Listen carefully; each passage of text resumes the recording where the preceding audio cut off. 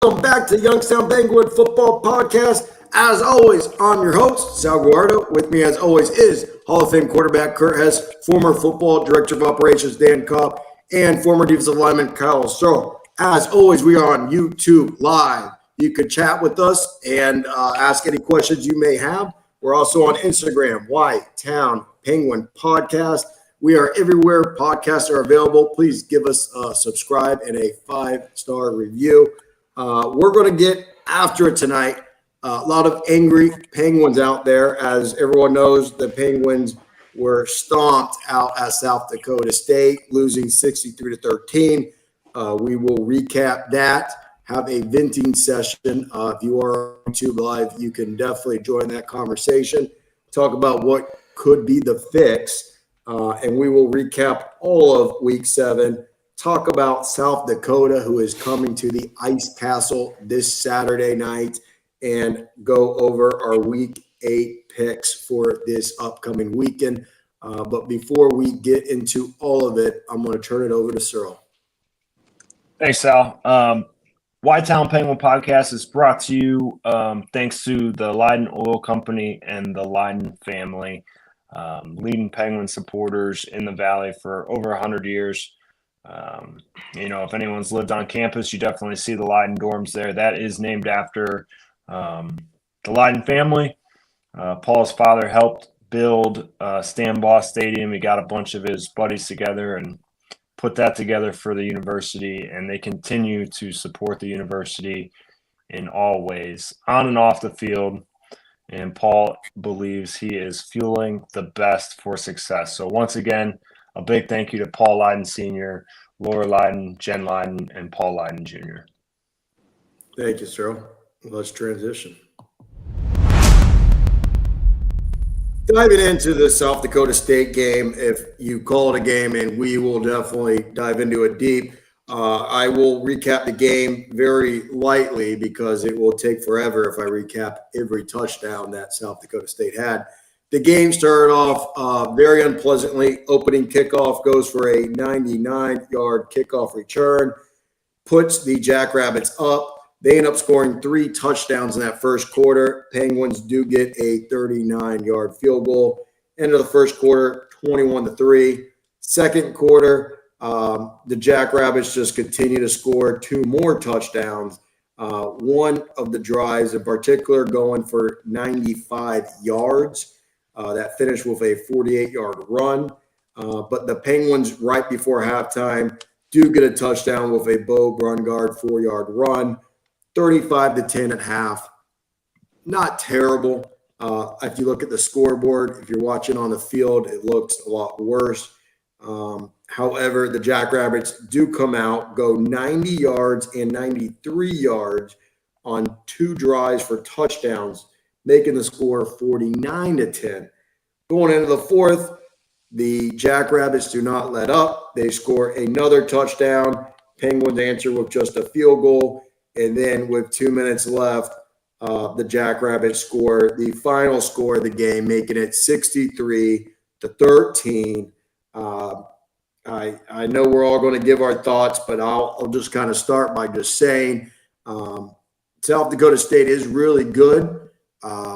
They ran the same offense when we were there, and they do have playmakers that we were just out-athleted or out-coached a couple times. But there were some plays where it just looked like that was not Youngstown State football. And I know the guys, especially from the 90s, were probably extremely embarrassed from what happened, looking back at what they did and what they built and what they saw on the field on Saturday. That's my 2 cents on it, and I'll tread lightly from there, and I'll flip it over to Kurt. Yeah, thanks, Sal. Really don't know where to begin with this one. 97-13 is the total of the last 2 matchups with South Dakota State. I mean, they're averaging nearly 50 points a game. We're averaging just over 6 points a game. Games like this, teams like this, of course we know who they are. We respect them. They've got dudes everywhere. They've got a really steady, solid foundation. but it has to be our measuring stick every year when we play a team like this. And right now, we can't be even close to satisfied with a 50-point loss. Like you mentioned, the 90s guys and Sal, as you were talking, like 63 points with a 50-point loss. I mean, at least when we played, and don't get me wrong, I've had my fair share of, butt whoopings in football games, as we all have. But, the 4 years that we were there, we were competitive in every game. And it's hard to look at this and watch that game and think that we're fielding a competitive team on the field. And it's one thing if the game gets out of hand in the third quarter, fourth quarter, but just didn't seem like we had any momentum at any time. The turnovers continued. And that's across the board. I can't even speak directly to the offense today, but it's a measuring stick game. And the guys from not just the 90s, but across Youngstown State football when we had those passionate defenses we were winning games in the 90s. One of the national championships was like 10-9, wasn't it? I mean, we're talking like we're not allowing any of those points. And when we played, we could score with probably the best of them. And we had our fair share of great defensive players and defensive games in our last couple years as our defense kind of, came together a little bit more. But 97-13 in the last two matchups, we just can't field a team right now that can compete with them.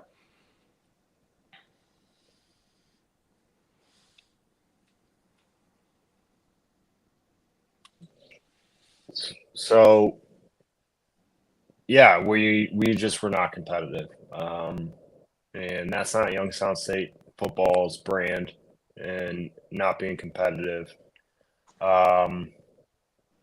Just from the opening kick, I saw the gap just as clear as day, and I knew that was a touchdown. And that's really just disheartening. And you're trying to find like what is the silver lining to this season, because honestly, we are staring 2-10 in the face. We are staring 2-10 in the face. If we're lucky, 3-9. And Kurt, what were we Wolf's first year? Were we 3-8? 3-8. 3-8. We were 3-8. So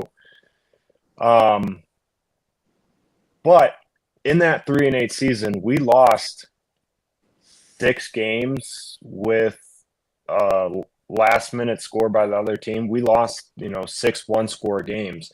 We're not losing one-score games here. We are getting absolutely trashed. And I don't know if we don't have a will to win. We don't care. The checks are still coming in from NIL. What the situation is, but we're not being competitive on the field. It doesn't seem like there's anyone kicking anyone in the ass to get them going.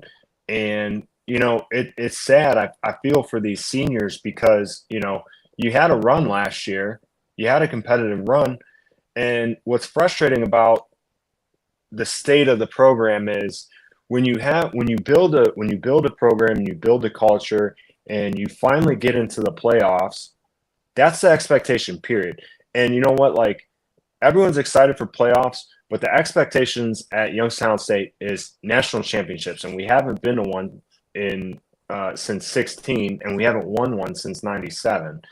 And, what's frustrating about our program is every time we have a program that gets into or a team that gets into the playoffs, and it's like we're almost like we got to reset. We're never reloading. We're always resetting. And what sets the Dakotas apart, and honestly, like I'm tired of talking about the Dakotas, but they are the benchmark in FCS. It doesn't matter if you're talking about South Dakota State, North Dakota State, South Dakota, North Dakota. Those teams are always prepared for the playoffs, period. And they're not resetting anything. The expectation is it doesn't matter who we put in there. There's an expectation to hit. If you touch this field and play for us, you're going to play to this standard. And they prove it year in and year out that they don't care who they play.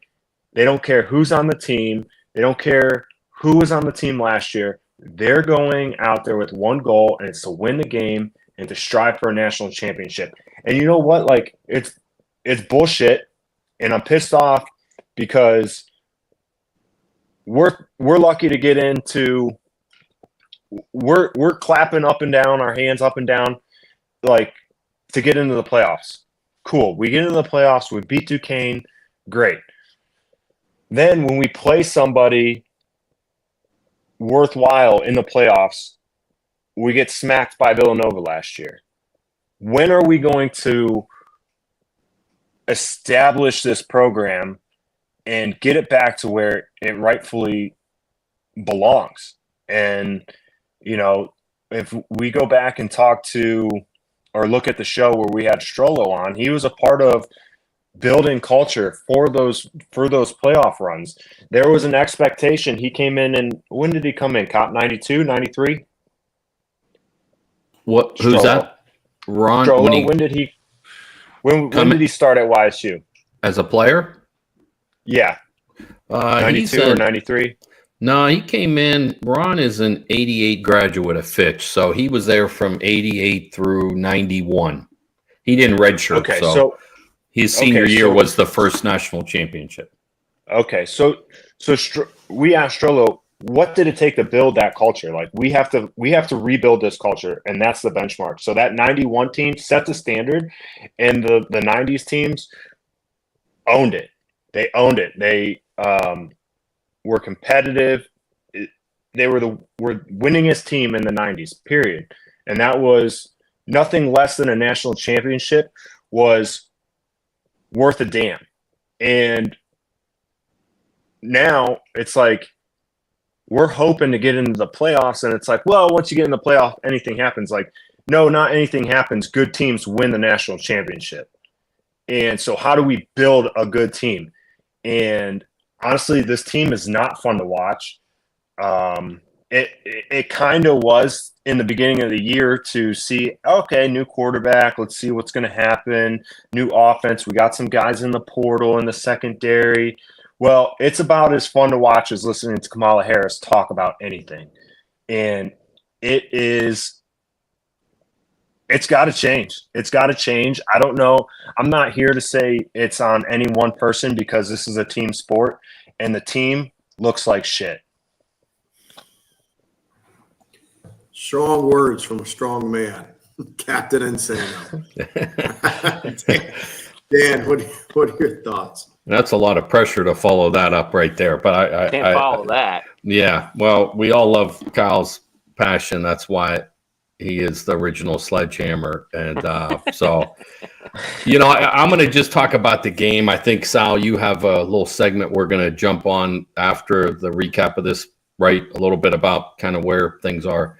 So I want to kind of be brief. I mean, you know, they showed in all three phases of the game, as corny as that sounds, why they're the best, right? I mean, from offense to opening kick, the whole 9 yards. So we all know that.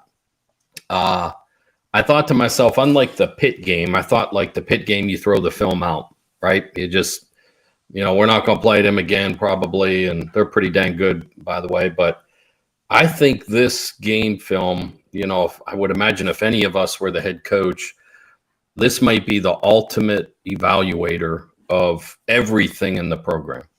You know, and I heard Coach Phillips say today, there are no excuses. I think he said at his press conference yesterday, maybe, no excuses. It starts right with him, but it's an evaluation from top to bottom, coaches, players, strength and conditioning, training staff, the whole aspect of the program that I think all of you guys mentioned that they are the measuring stick. And I don't want to say I said so, but I think at one of our first episodes last year, I have felt since 2008, Sal remembers our trip out there, that South Dakota State has been the benchmark, even more so than North Dakota State, even before they won a title. And I will say this because I think the change in South Dakota State from always being good to another level of look at their facilities.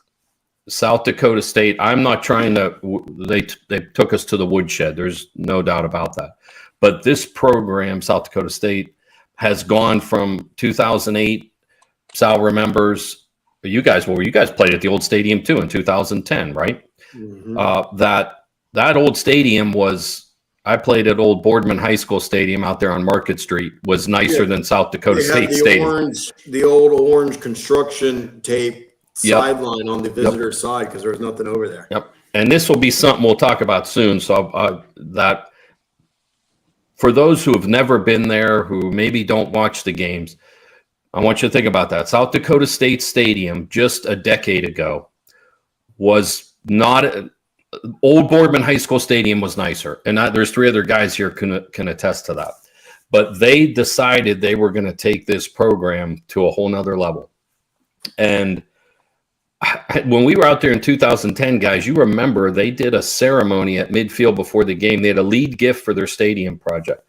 Two people gave $12.5 million. Well, I can tell you in my 6 years working with President Trussell and the group at the foundation, YSU has not, for a football program, may never have $12.5 million. So they have just taken this program and it's gone obviously through the roof. And there was just a disparity level of probably, Dan, it was probably their rival that drove them to that. It was, hey, this is what our rival's doing. We want to keep up with them. We got to do this. I agree, Sal. There's a passion there. And I think it was on them. Their people just said, you know what? We are not going to take a back seat to anyone. We're going to spend $100 million, which they did on their football program, between a football stadium and an indoor.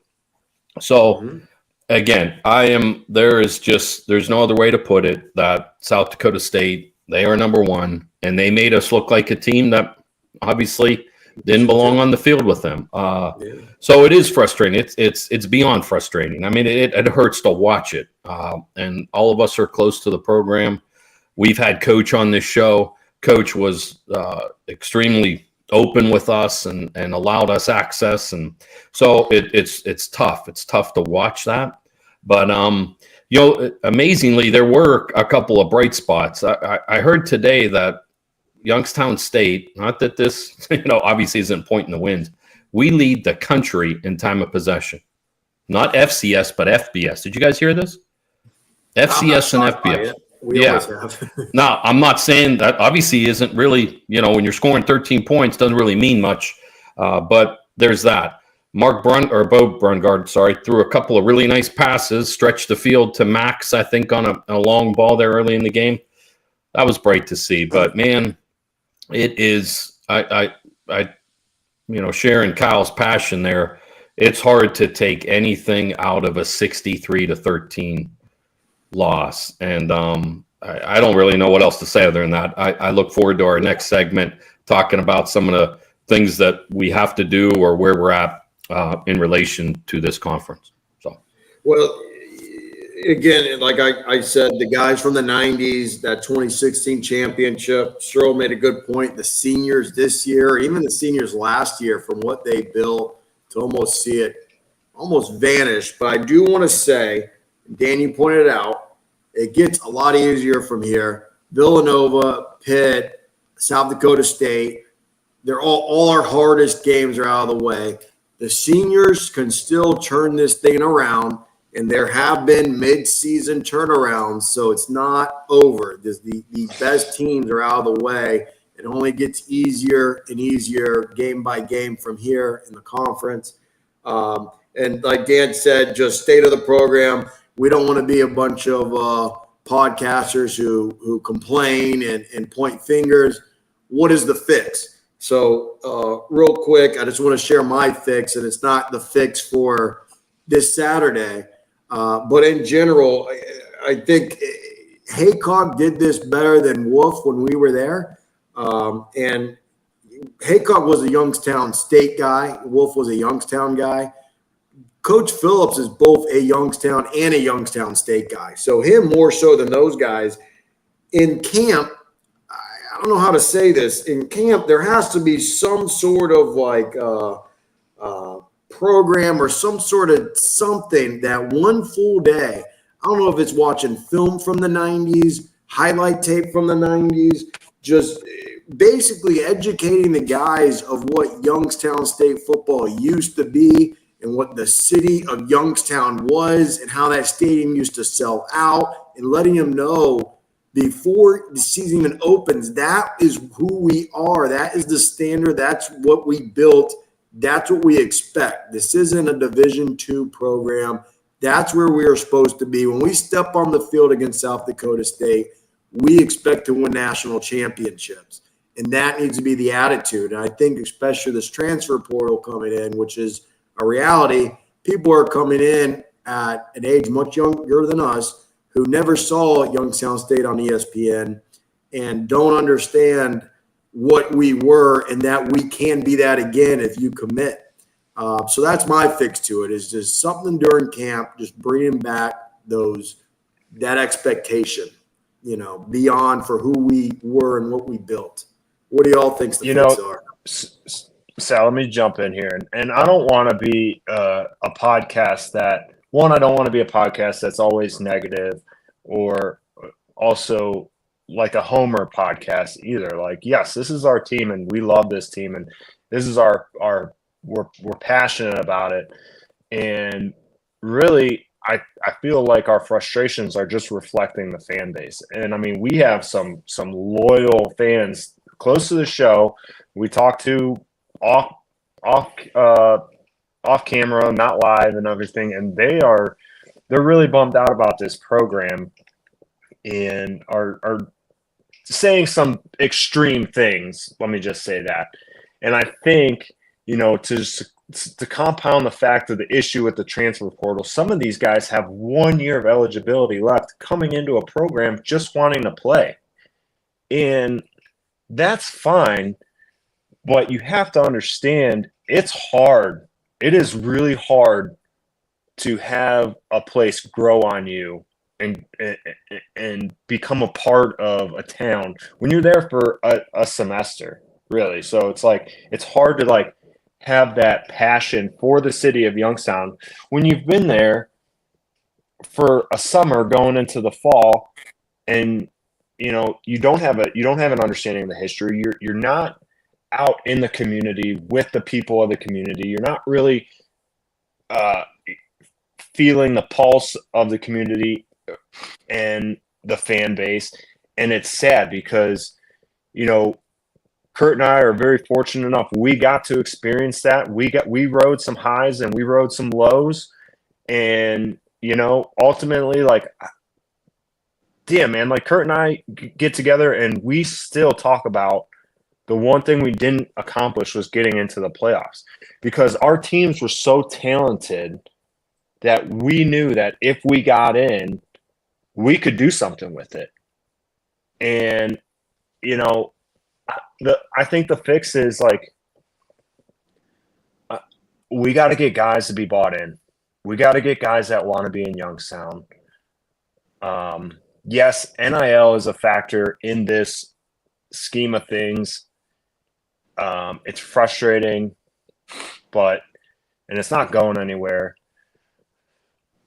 But yeah, I mean, Sal, I love the idea of watching 90s tapes and watching those guys. And I don't know if Coach Phillips has brought them in. Wolf would bring some guys in from the 90s, hearing these guys and listening to say what it took. But you also need the players to be receptive to that and not be get out of here, old man. This is a new game. This is not a new game. This game is easier now for these players than it was for the guys in the 90s. It was harder hitting in the 90s. There was less penalties. It's a much softer game now. And, I think they could take some knowledge of having these guys that been there, building the culture of the championship standard, living it, and what it takes to keep it. And really, it's that's what we got to get back to, is how can we build a culture and keep it, not just build it and then it dies when the seniors graduate.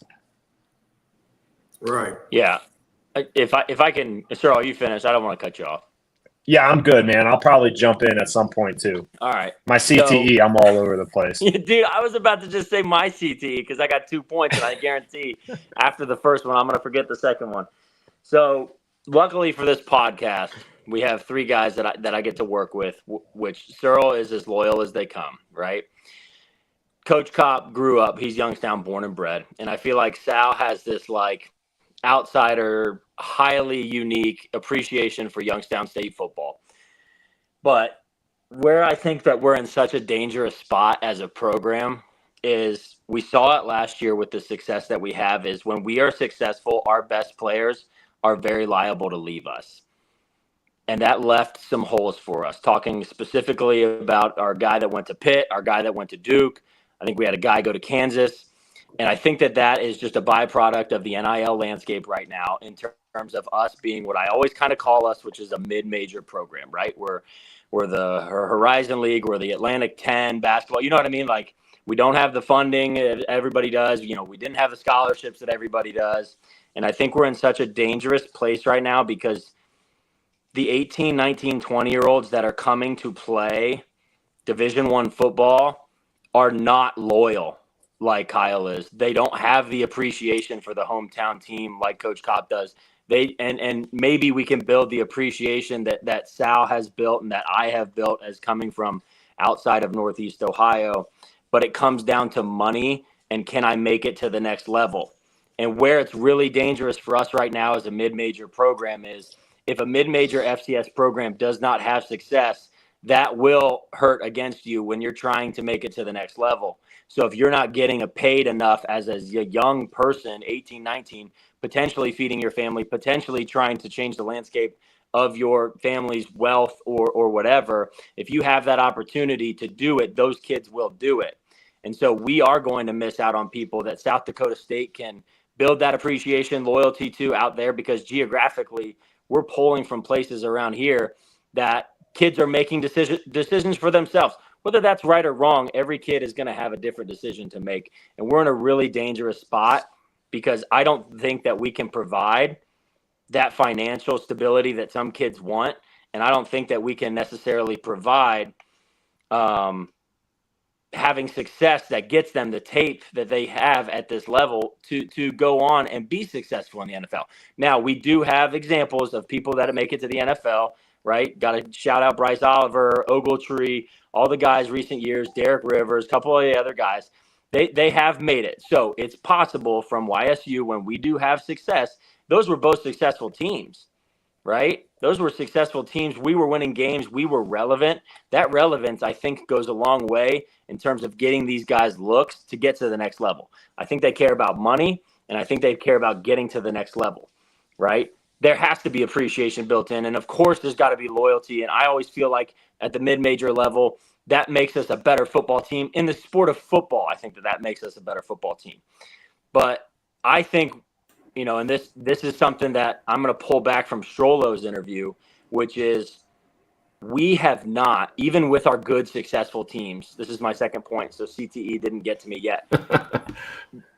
With our successful teams, we have not sniffed a conference championship.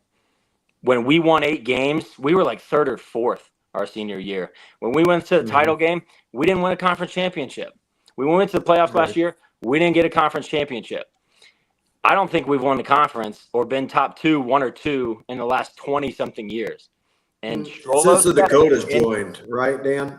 We had a share of it before the Dakotas joined. Is that 06 was our last one? Coach Gateway. Haycock, Coach Haycock won back-to-back conferences in 05, 06. 05, 06. So we're almost up on 20 years. Yep. At some point, and I know Strollo said this, he's constantly evaluating because we asked him the conference question. He's constantly evaluating, and that's a perfect answer from an athletic director. That's the answer that we want to hear. But at some point, and I know Searle doesn't like this mentality because we've been living and dying by the Missouri Valley for so long, but these are the facts. The fact is we haven't sniffed a conference championship. We really, truly have to revisit if the Missouri Valley Football Conference is the conference for us. We are the outlier geographically. If we're losing financially to a number of teams, we've now become what is the Western Illinois of the program, which is now we're in the bottom tier, and we are putting all of our funds into – I know the financials not work. I'm not saying MAC.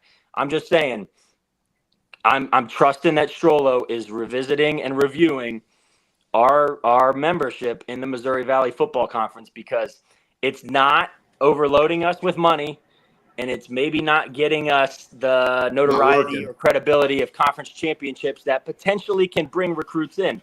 If we're going 5 and 6 wins every year, are we getting those notable higher star players that really can change a program? And so I think it comes down to NIL money, and do guys make it to the next level, which we have some of that. And the Penguin Collective is going to do their part. They're going to come on the show and talk about how they're raising funds. But really reviewing that membership in the conference is got to be something that I think we really need to make a priority. To your point, Curdy, Missouri State, same thing. They don't sniff a conference championship. They're headed to the Conference USA. Western Hill, they don't sniff. They left the Ohio Valley. Maybe to your point, they looked at it and said, we got to get out of here. Whether it's up or down, it was, we got to go somewhere. Yeah. And I know we're way over time, but we'll talk conference realignment, because with New Mexico State leaving the CUSA for the Mountain West, it'll be interesting, because CUSA, now they have Missouri State coming next year from our conference. They're going to be looking for another member. Are they going to look, not saying it's at us, but they're going to be looking at somebody. Go ahead, Kyle, because then I'll jump in after you if you've got something. Go. Yeah, I got something. Just with this conference realignment, talk, and it's like, I don't like it because we are in the best FCS conference. You can argue with what's the Montana State Conference? Big Sky. Big Sky is another good one, but I fully believe we need to look at how we recruit.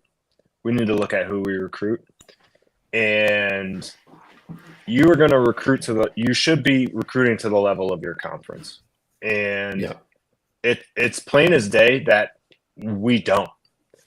Well, and if we go to the OAC or the whatever Duquesne is in, sure, we could recruit the same way that we do, and we'll be competitive in those conferences. But, or we're going to take a step back in our recruiting and then say, okay, we're going to turn into a Duquesne. We're going to win the conference. We're going to get into the playoffs, and we might get bounced in the first round because our level of recruiting is still not up to par with where it should be to win a national championship. So embrace the suck, embrace the conference for what it is. It's the most competitive conference in college football FCS, and find kids that can play in it. And if we got to recruit different states, go recruit different states. Well, that's part of one of my points, which all of you guys, I think this kind of boils down to a little bit. If we're going to talk about this conference, first of all, let's remember the things we do have. The Watts is as good as an indoor. I think South Dakota State's, it's newer, but we have a tremendous indoor facility. The Constantini Multimedia Center is state of the art. It finished off our stadium. You guys, we've seen the Bacco family classroom.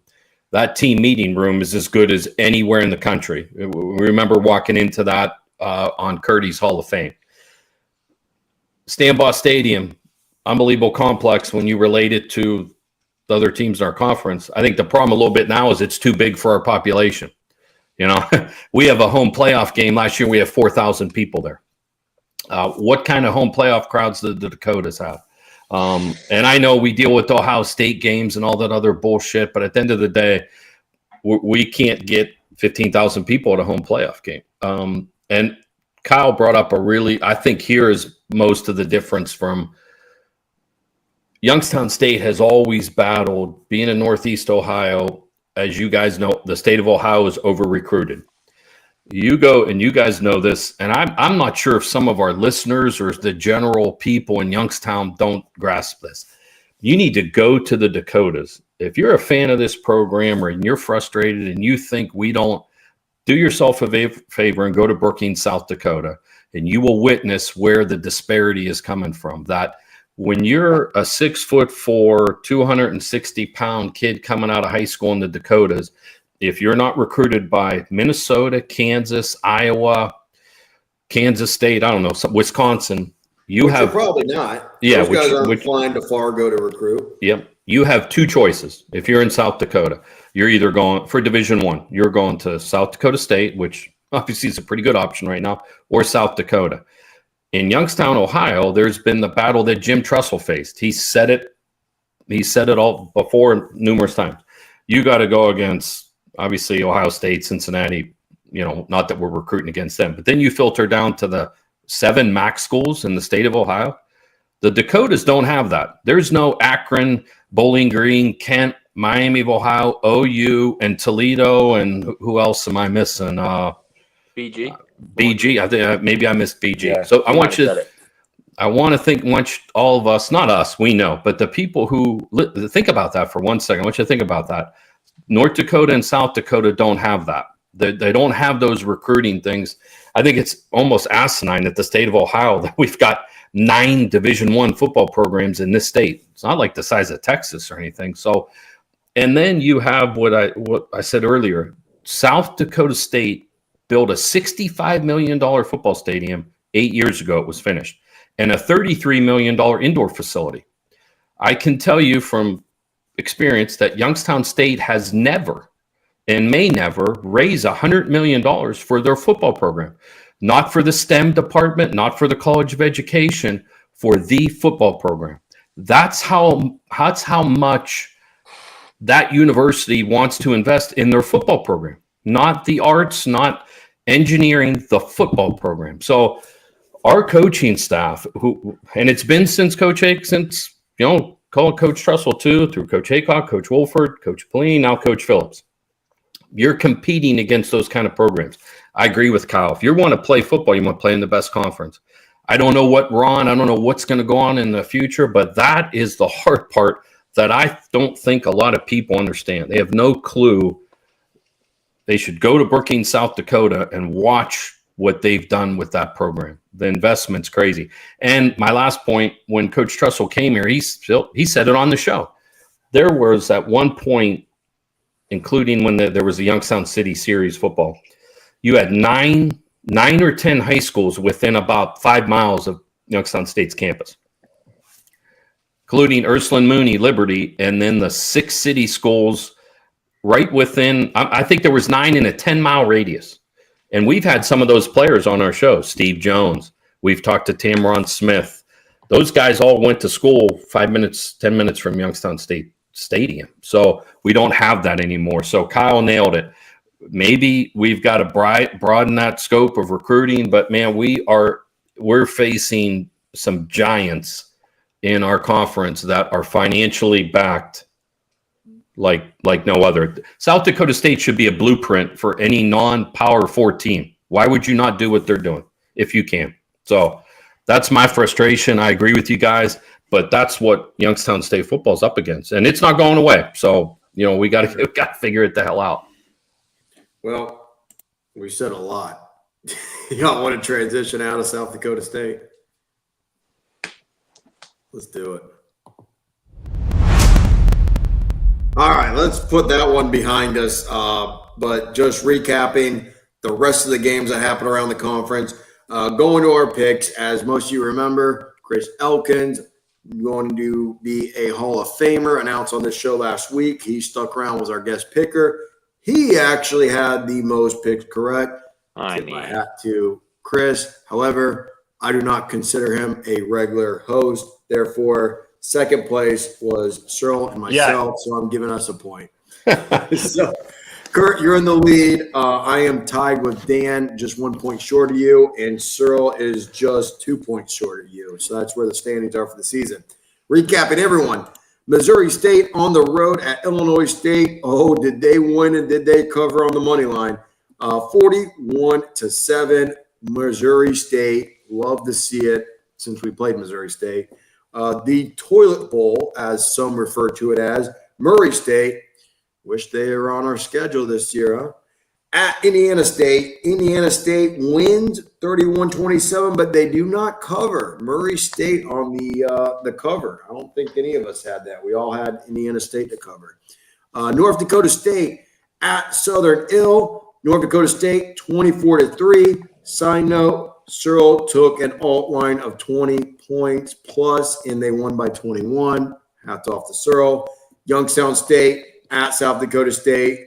South Dakota State absolutely won and covered 63-13 that we vented about the last 30 minutes. Northern Iowa at South Dakota. South Dakota wins 42-17. Finally, our pick that was on ESPN2 out of conference, Idaho at Montana State.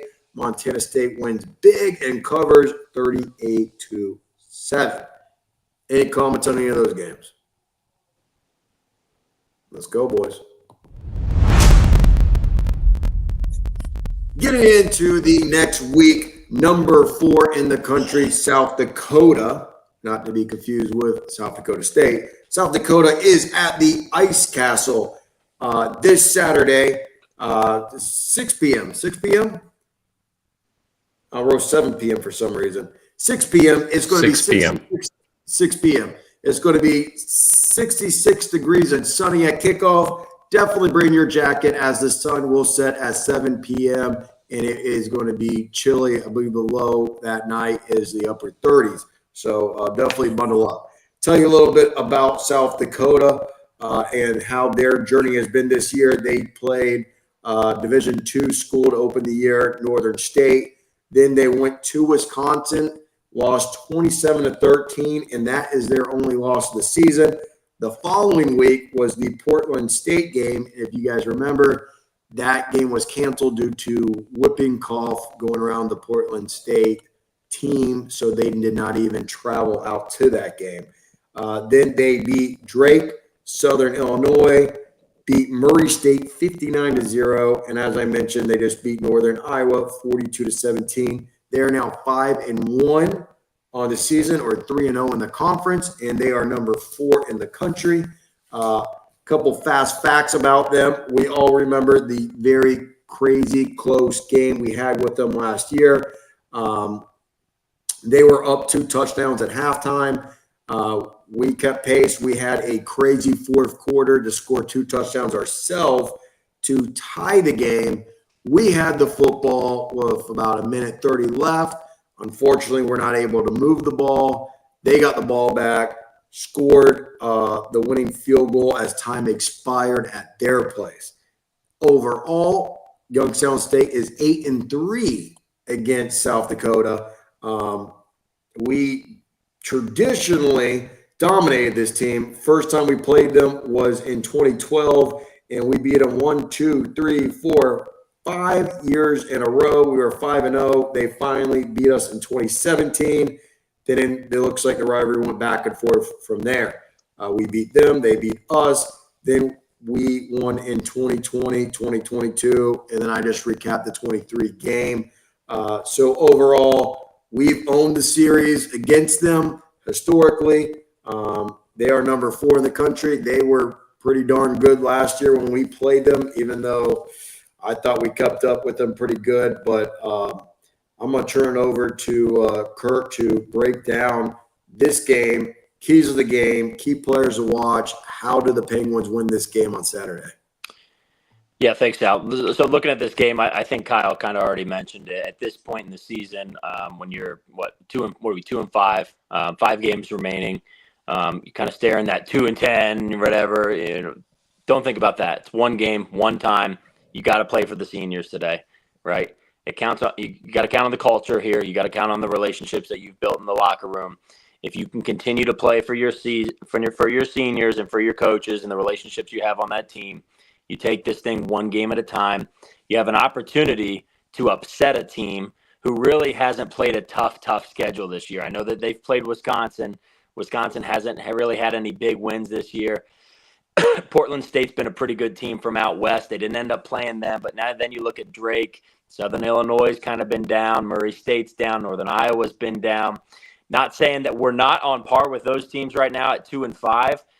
But you have an opportunity to kind of take this team who's front running a little bit. And if you can keep it close going into this game, play for the seniors, score. We obviously, time of possession is not a problem for us, but we had Mitch on, and Mitch is like, we just got to get in the end zone. If we can get in the end zone a couple times, not give up a lot of big plays, keep this thing close. We are at home and the pressure is all on them. So there is a formula there for us to win this game. Play for your seniors, play for your coaches, the relationships that you've built in the locker room. I think those are the keys to the game. And I'm only saying this, and I know we're all frustrated with the team right now. We're frustrated with the program. But 99.9% in our hearts, we're like, this team's not making the playoffs. There's no way. Man, if we could win out and get really hot at 7-5, boys, that 0.01% of Penguin that's in our heart is like, man, wouldn't it be nice to just get this one and start sneaking around? Next thing you know, we win 5 in a row. 7-win teams have gotten in before. And we're claiming that this is still the best conference in FCS. That's that 0.01, that Penguin that's in our heart because all the blood, sweat, and tears that we put in. And I think we probably at 99.9%, we're all like, hey, 2 wins. We're not even close. We lost to Duquesne. Man, wouldn't it be nice to just start here? It'd be nice to start here, I think. So that's play for your seniors, boys. Play for your seniors. Cyril, what do you think, man? Yeah, Kurt, I love Kurt's optimism. His mindset is absolutely right. It's a 1-week season. You're live and die by your game on Saturday. With that being said, I'm more of a call it like it is guy. One thing I will point about this South Dakota team is this is a team that did struggle when it came into the conference. And this goes back to my point about recruiting. They recruited for this conference, and they are competitive in this conference now. They struggled early, and now they're not. They're out in front. They're trying to win this conference this year. They got their rivals next week at South Dakota State. So are they overlooking Youngstown State? And I've literally never prepped for a team ahead of another team, even when we were playing Valpo. But are they just chalking this up as a W and looking forward to that game against South Dakota State? South Dakota is 0-6 in the Ice Castle.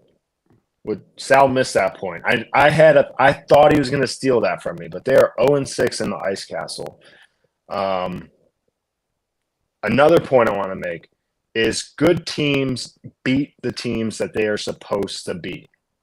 And Kurt mentioned Southern Hills down. Murray State is what they are. UNI is down. What did they do? They handled their business. They beat them by, 3 scores. They beat each of those teams by 3 scores. This is one of 6 FCS teams that is scoring over 40 points per game. And it is the only conference team that is scoring over 40 points per game. They have the league's top 2 rushers from the running back position. Charles Pierre Jr. is averaging 92 point yards a game, and Travis Thies is averaging 86.3 points per game. That doesn't bode well for our offense that doesn't look like they care to stop the rush.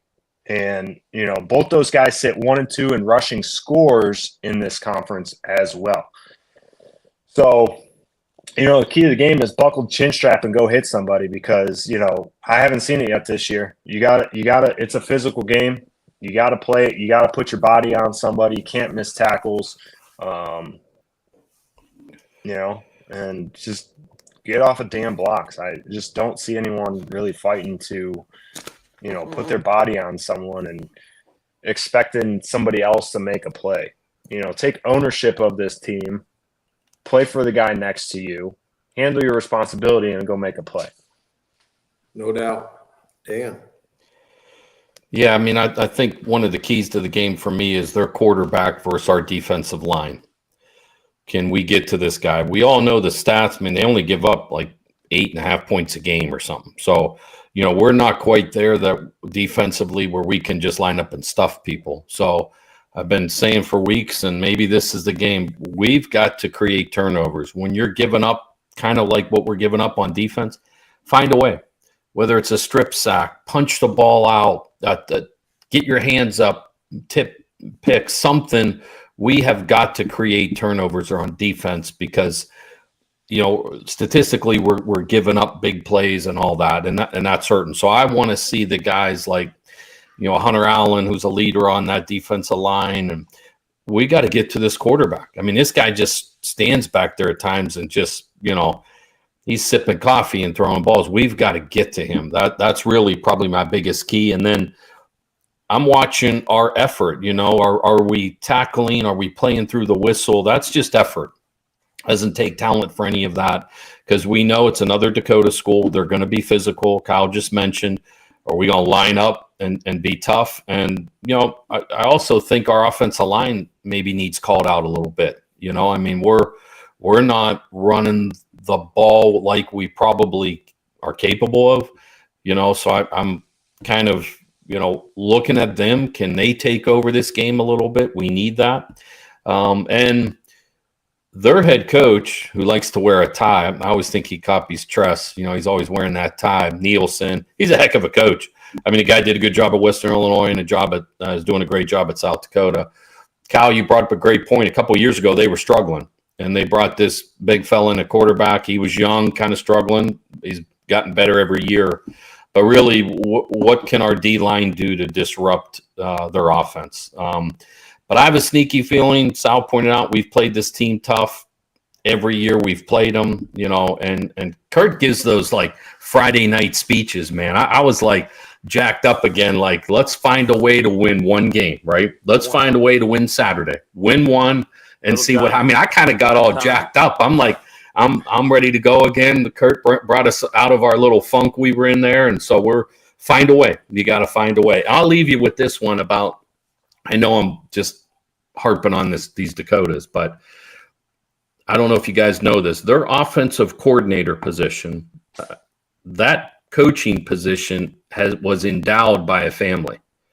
So for those listeners out there that don't know what that means, there was a family out in South Dakota decided to name the offensive coordinator position at little old University of South Dakota in Vermillion, South Dakota, and they are paying to have that position filled. Now, I don't know what the dollars are. It doesn't mean they're paying for the whole position. But I want maybe our Youngstown State University people, not our fans, but maybe some of them people there at that university to kind of take that in, that they have an endowed coaching position. The guy on game day always says, Reese Davis, little old South Dakota. They got an endowed coaching position. When I worked under Coach Trussell just these last years at the foundation, he had me research how many schools had endowed coaching positions. This was a number of years ago. There was Michigan, Stanford, and mostly Ivy League schools, believe it or not, Harvard and all them. And maybe someone fact check me on that, but little old South Dakota's offensive coordinator, that would be like in Youngstown, the Hess family decided to endow the offensive coordinator position, and Coach Rothenbuehler was getting money from the family's endowment, and the football team didn't have to spend money on that coaching position. They could go put it to NIL, meals, whatever you want. So I want to leave our people with that again. Think about that. This is what the Dakota schools are doing. They are flat out fundraising to name their coaching positions. So why don't we digest that one for a second and give you a little example of what we're dealing with. Well, that's interesting. I did not know that. But if anyone watched this podcast, everyone knows, despite Cyril's opinion, everyone knows my opinion of South Dakota. This team does stink, and I am so with Sal, you, don't Kurt. say it. Please don't give them. I'm so with Kurt. Please. This team is ranked number 4 in our house. This is the perfect game to win and turn it all around because they are very beatable, and they're coming to us. And as Kurt was talking about their schedule, I mean, they're 2 wins, Southern Hill and Northern Iowa. As we know, those teams are not very good. So have they beaten anyone? No. But are we good? Apparently not. So this is the game that we can turn it around and figure out who we are and win. I think this team is very beatable. They're a very beatable team, and it's huge that they come to us. Couple stats. Cyril, he mentioned half my stats, but one to point out, Cyril did mention correctly, they have the number 10 and 16 rushers in the country. Do you guys know who number 9 in the country is? Well, Any guesses? Virginia Tech. No, FCS. Our very own Bo Brungard, number 9 rusher in the country, interesting enough. On a bad note, with those two rushers, Youngstown State rushing defense ranks 114th out of 123 teams. So not a good matchup. Their quarterback, he's got a very good pass efficiency, 7%, but he also pass attempts. He has the 11th least passed attempts. So in other words, they don't throw the ball, and when they do, it's a very easy, simple pass. This is a run-first team. And just looking at the defensive total yards, ours is 98th in the country versus their offense is number 12. I have no questions about our offense. I think our offense is going to do very well on Saturday. The keys to the game and the question is the defense. Can the defense stop someone on the run? And on the offense, we had some turnovers, some silly interceptions thrown that I don't know if both saw those safeties coming down or what it was. But if we turn the ball over to this team, we're going to be in trouble because I don't know how many times our defense is going to be able to stop this team. So we need more possessions than they do. Dan said at the beginning of the show, we own the time of the possession. We need better continue to own it on Saturday because we're going to have to kill the clock and the offense has to score touchdowns. Defense, don't let up big run plays. Please don't let up big run plays because that is the biggest mismatch. They know it. They're going to try to run the football. But, guys, I'm excited about this game. I think we're going to win this game. I'm pumped up. Sure. Let me fact check you, Sal. Yeah, let me just fact check freezing cold takes Sal over here. And he probably has, the pass attempts because they are rushing the ball down everyone's throats. But with that being said, his name's what is it? Aiden Bowman. Yeah, junior. He sits second in the nation in yards per pass attempt. So how can you say that they're just dinking and dunking? It sits second in the nation in yards per pass attempt, Sal. It's the yak. It's all the yak. Oh my God. Okay. Yeah. Let's go, baby. Sal Fonts and the Sledge. Let's go. That's the new title of the show. So let's get score predictions in there on the chat. You got any? Yeah. Hold on. Let me bring it up here. Mets, we got two. Mets thinks this is going to be a tight game, but he does have South Dakota winning 31-21. Wolf has another tight game, but he has the Penguins winning 38-35. YSU? I said Penguins winning 38-35, so that would be YSU. Yes. Okay. Let's get to our picks. We're ready to go.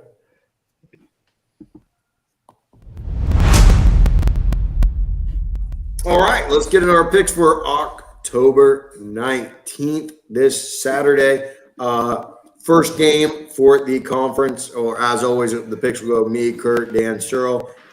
Northern Iowa is at North Dakota, 2 p.m. Oh,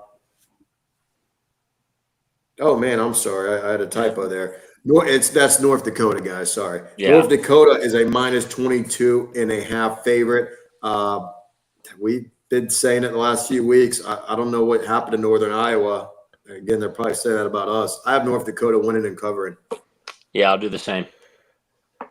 I'm going to do two dome teams. I'm going to say Northern Iowa plays well enough just to cover that.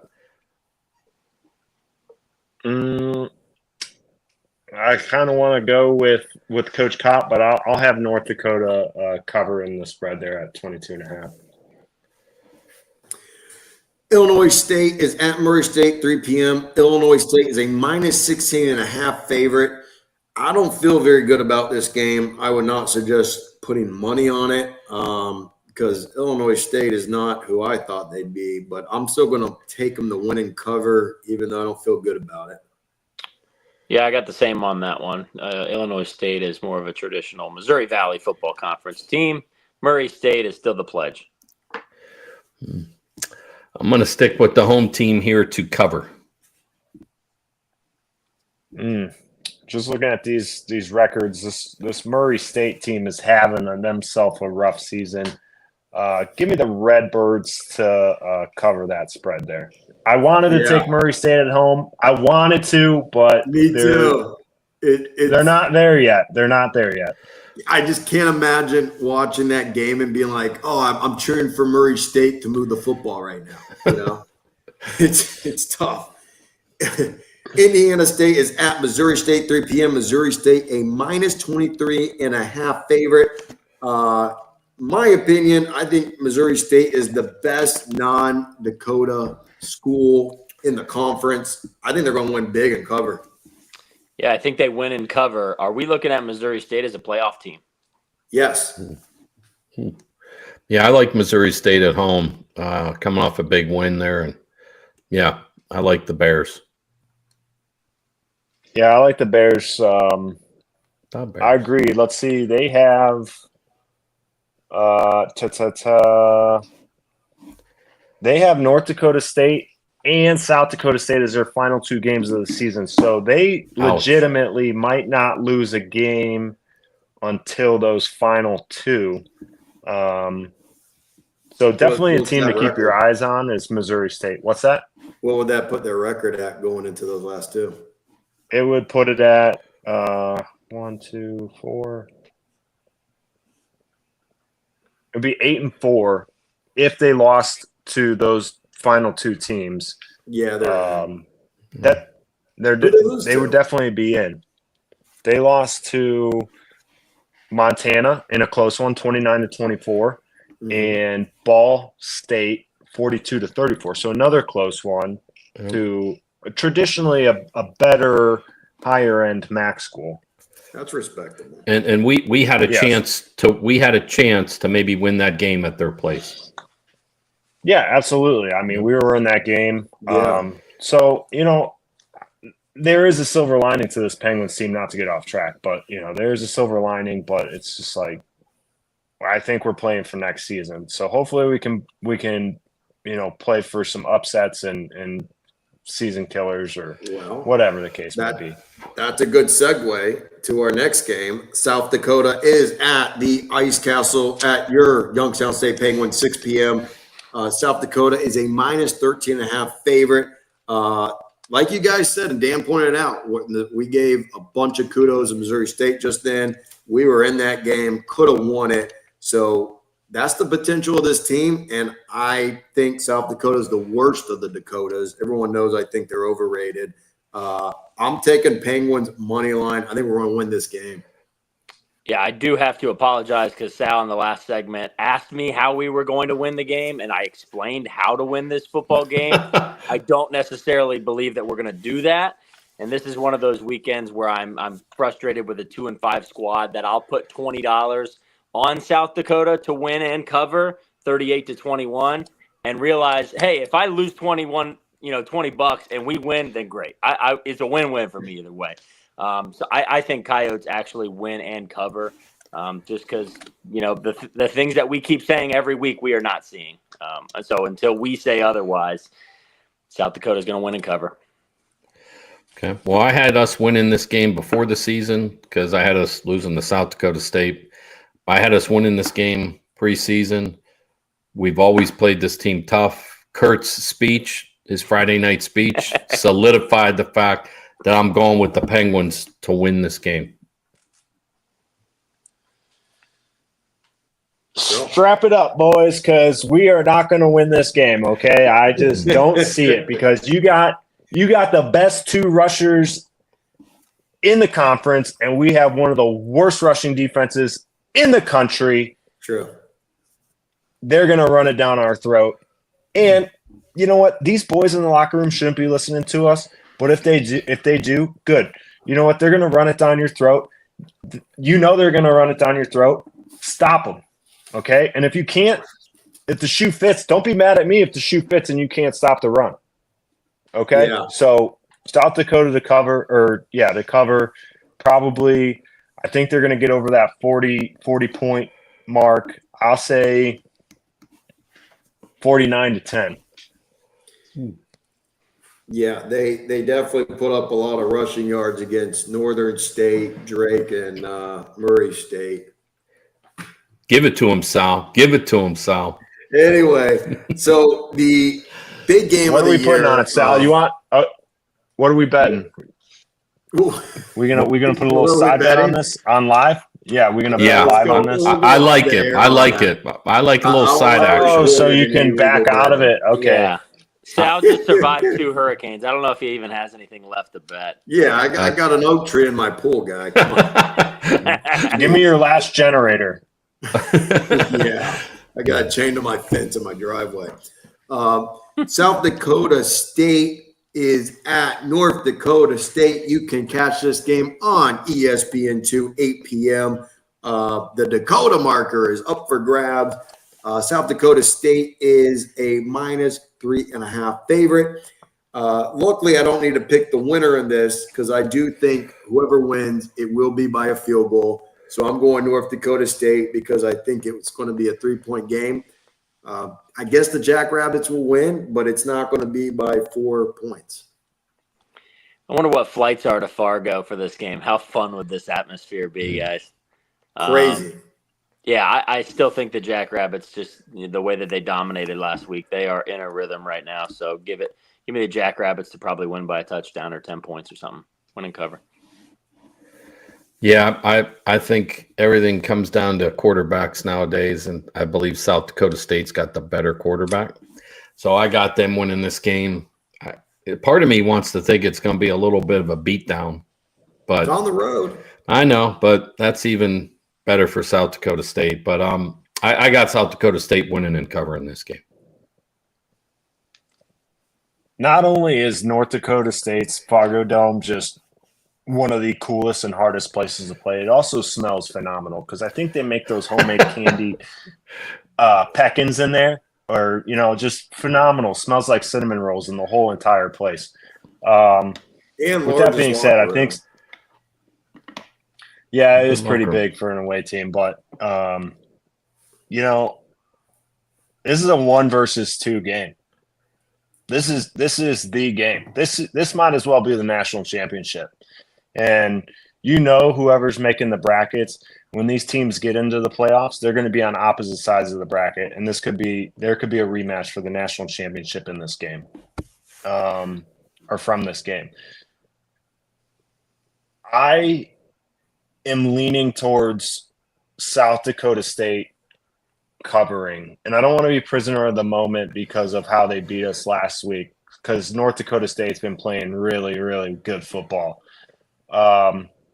So give me North Dakota State to win and cover.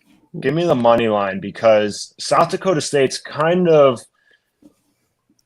had their way with them a couple times. I don't think they're going to be overlooking North Dakota State. I think they're going to walk in there with a swagger expecting to win, and North Dakota State's going to have some pent-up aggression against them. So give me the Bison. Bison. Yeah, the only game I watched was the Colorado game, and now we know that Colorado is actually much better than we laughed at in the offseason. As they went to UCF, won big. Taking Colorado to the wire like they did on the road, I think the Bison are pretty damn good. And yeah, I hope you guys aren't blinded by what the Jackrabbits did last week. Let's move I don't on. think You guys so. ready? Yep. Quick, just over to Kurt and Searle. Any IG comments, questions, or YouTube live comments, questions worth mentioning or asking? Sal, we're glad you have power back. Yeah, me too. No, we're good. That's about it. We only got 3 people watching on YouTube. Demo jumped in. He said 33 with a little heart. So appreciate Demo. If no one knows, 33 is my number. So just giving me a little shout out there. Cop, any shout outs from any Penguins? We're saving those NFL. We got those guys in the NFL doing well, but it's a long year. We're running low over on the show, so keep it quick. Yeah, we vitted for 45 minutes to start the show, so that's fine. Well, let's wrap things up. Anything else, or we're ready to shut it down? Lock it up. Let's lock it up, boys. Once again, you have been listening to the Youngstown Penguin Football Podcast. Please follow us on Instagram, Whitetown Penguin Podcast. We're available anywhere podcasts are available. Please give us a 5-star review. We are on YouTube Live, 7:30 on Wednesdays. Please subscribe. Give us a like. It does go a very long way. But once again, we are the Youngstown Penguin Football Podcast. I'm Silverado. That's Kurt Hess. That's Dan Kopp. That's Kyle Searle. And as always, go Penguins.